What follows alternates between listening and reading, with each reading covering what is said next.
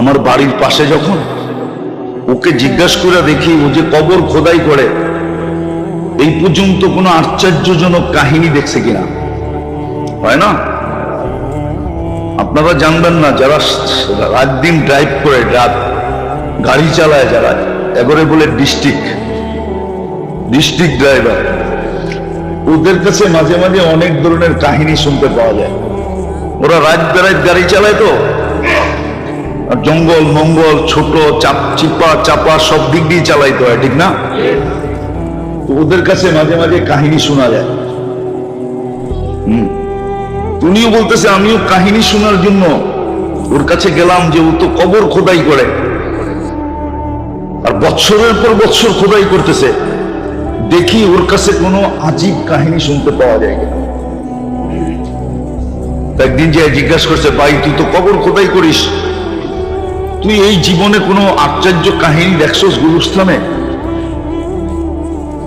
তো বলছে, তুমি যদি জিজ্ঞাসা না করতে তাহলে আমার বলার ইচ্ছা ছিল না, কিন্তু তুমি প্রসিদ্ধ আল্লাহওয়ালা, আমাদের সমাজে সবচেয়ে সম্মানিত, শুধু সমাজ না পুরো এলাকায়, তুমি যখন জিজ্ঞাসা করছো তাহলে আমি 3টা কবরের কথা তোমাকে বলবো। দেখবেন আজিমপুরে কিছু কবর রেডি থাকে, কি আগের থেকেই রেডি করে রাখে, যে লাশ এরকমও হইতে পারে কোন লাশ হঠাৎ আসা পড়বে, খোদাই করতে করতে টাইম চলে যাবে। তো বলে একবার আমি 3টা কবর রেডি করে রাখছি। তো প্রথম কবর খোদাই করছি, দ্বিতীয়টা করছি, তৃতীয়টা যখন খোদাই করতেছিলাম, তো খোদাই করার সময় আমার কবরের ভিতরে খুব গরম অনুভব হয়েছে। কি বলে ভাবছি কবর খোদাই করতেছি এই জন্য বুঝি, কিন্তু না, দেখতেছি যে কবরের ভিতরেই কেমন জানি একটা গরম গরম ভাব। যা কষ্টে মষ্টে আমি কবর রেডি করা ছায়ায় বসাছিলাম, হঠাৎ দেখলাম উপর থেকে 2 জন লোক আসলো।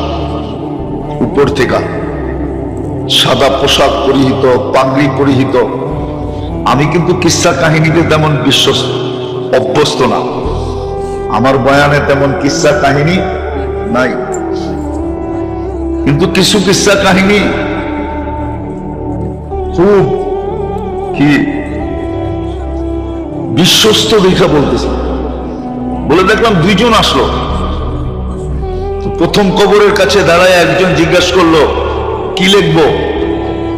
তো বললো যে চতুর্দিকে লেখো, চতুর্দিকে 12 মাইল, চতুর্দিকে 12 মাইল, এদিকেও 12 মাইল, এদিকেও 12 মাইল, এদিকেও 12 মাইল, এদিকেও 12 মাইল। বলে দ্বিতীয় কবরের কাছে আসলো, আচ্ছা বললো কি লিখবো? বলে যেই পর্যন্ত চোখের দৃষ্টিশক্তি যায়, চতুর্দিকে। বলে ওই তৃতীয় কবরের কাছে আসলো, আচ্ছা বলবো কি লিখবো? তো আঙ্গুল দিয়ে দেখাইলো, 2 আঙ্গুলের মধ্যখানে যতটুকু ফাঁক, এতটুকু জায়গা লেখা, এতটুকু জায়গা। এই জন্য হাদিসে আছে, কারো কারো কবর ডাইন দিক থেকে চাপ দিবে, বাম দিক থেকে চাপ দিয়ে কাগজ বানায় ফেলবে। কাগজ শুধু 2 দিক থেকে চাপ দিবে না, মাথার দিক থেকেও দিবে, পায়ের দিক থেকেও দিবে। বলে তারপরে 2 জন চলে গেল। আমি অপেক্ষায় ছিলাম যে কবর তো রেডি করছি, আমার কাছ থেকে কিনবে। বলে প্রথম লাশটা যখন আসলো, প্রথমটা আসলো, কবর দেখলো, আমার কাছ থেকে কবরটা নিয়ে নিল।